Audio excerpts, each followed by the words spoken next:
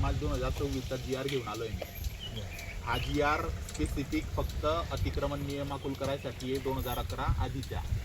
या GR मध्ये स्पष्ट उल्लेख केलेला आहे की दिनांक 1/1/2011 रोजी किंवा त्यापूर्वी झालेली व सध्या अस्तित्वात असलेली केवळ निवासी प्रयोजनासाठी असलेली अतिक्रमणेच नियमित करण्यास पात्र राहतील. त्याच्यामुळे तुम्ही जे ग्रामपंचायतींमार्फत किंवा ग्रामपंचायतवाले तुमच्यांना प्रस्ताव सादर करायला सांगतायत ते या GRच्या अनुषंगाने फक्त घरांसाठी आहेत, निवासी अतिक्रमणासाठी आहेत. याच्यामध्ये आणि निवासी जरी असलं तरी याचा 2 नंबरचा मुद्दा आहे की गायरान जमिनीवरील अतिक्रमणांच्या अनुषंगाने जगपाल सिंग व इतर विरुद्ध पंजाब राज्य या प्रकरणात माननीय सर्वोच्च न्यायालयाने दिनांक 28/1/2011 रोजी दिलेले निर्देश विचारात घेऊन या धोरणांतर्गत आता 1/1/2011 पर्यंत गायरान जमिनीवरील भूमिहीन, शेतमजूर, अनुसूचित जाती तसेच अनुसूचित जमातीच्या व्यक्तींनी निवासी प्रयोजनासाठी केलेली अतिक्रमणे नियमाकुल न करता सदर अतिक्रमण धारकांना प्रधानमंत्री आवास योजनेअंतर्गत निवास उपलब्ध करून देण्यात येईल. तेही फक्त निवासासाठी.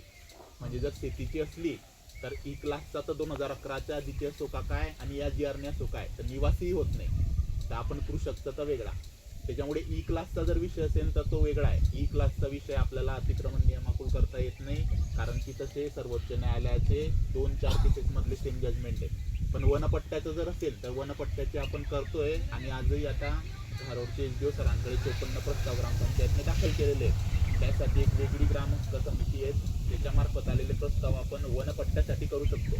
आणि कृषक जसं हे अतिक्रमण नियमाकुल केलं शेतजमिनीचं, हे निवासीसाठीचं, घरांसाठीचं, तसं आपल्या शेतीच्या बाबतीत होत नाही कारण की शेतीचे आपण पट्टे वाटप करतो, नियमाकुल नाही करत. त्याच्यामुळे काहींच्या डोक्यात आहे की आमची आता नोंदी घ्या, मग नोंदी केल्याने आमच्याकडे पुरावे होतील आणि आम्ही मग भविष्यात असं काही झालं तर त्याच्या आधारे आम्ही करू. तर शेतीचा विषय वेगळा आणि घरांचा विषय वेगळा.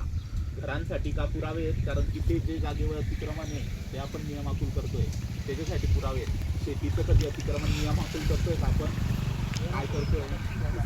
भाडेपट्टे वाटप करतोय किंवा वनपट्टे वाटप करतोय. सांगून आलो सर की ज्या शेतीमध्ये सोयाबीन असेल, तूर असेल किंवा मूग असेल, जे जे काही पेरलेले आहे त्यांच्या नोंदी आम्ही कोणत्या जमिनीमध्ये? वन विभागाचे तर तुम्हाला पट्टे देता येत ना. वनविभागाचा 7/12 आहे का कोणता असा स्पेशल तुमच्या नावाने आज? मग तो वनपट्टा झाला तुमच्या नावाचा 7/12 बनतोच आहे ना. वनपट्ट्याचा जर असेल तर म्हणजे वन जमिनीवर जर असेल तर. आता आज जे 54 आले त्याची यादी आहे का आपल्याकडे? ग्रामपंचायत आहे का ग्रामपंचायत? तिच्यात आहे का कोणी इथले? आहेत ना. मग ते काम तर होतच आहे ना.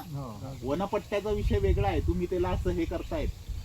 वनपट्ट्याचा विषय आणि ई क्लास वाले किती लोक आहेत तिथे?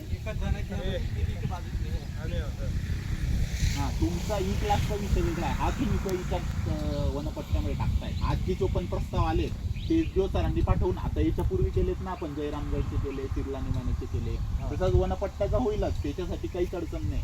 पण ई क्लाससाठी अडचण आहे. त्याचं कोणतंच अतिक्रमण नियमाकुल आजही नाही आणि हा जो GR आला याच्याने नाही. आता या GR मध्ये कुठेच म्हटलेलं नाही. वाटलं त्याची प्रत पाहिजे असेल तर तुमच्यापैकी एकाला देतो मी. हा GR बघायचं कुठेच जायचं किंवा त्याला जागा द्यायचा निर्णय या आदेशाने झालेला नाहीये. पण एखाद्या वेळेस एखादा GR येतो, व्हॉट्सअपला येतो, काही न्यूज चॅनलमध्ये येतो, त्याचं आपल्याला असं वाटू शकतं की अतिक्रमण नियमाकुल होत आहे, अतिक्रमण नियमाकुल होत आहे, असा विषय. पण जर वनपट्ट्याचं असेल तर 100% तिच्यात काम चालूच आहे आणि वनपट्ट्याचं होतीलच. कारण की आज जसे 54 प्रस्ताव आले तिच्यात तुम्हाला कधी कोणी 7/12ची नोंद मागितली का? मागितली? किंवा अतिक्रमण नोंद मागितली याच्यासाठी तुम्हाला कधी? कारण की हे शासनालाही माहिती आहे ना. अशी जर त्या ठिकाणी पद्धतच नाहीये. घरांसाठी काय आहे कारण की घरच्या जागेवर आहे, जे अतिक्रमण आहे ते नियमाकुल होत आहे. आज 54 लोकांचे आले त्यापैकी कोणाला मागितली ही नोंद? मग भविष्यात कोण मागणार आहे तुम्हाला नोंद? आणि आता जे जयरामगड, चिल्लागड वन जमिनीचं वेगळं झालं आणि ई क्लासचं वेगळं झालं. ई क्लासचा विषय असा आहे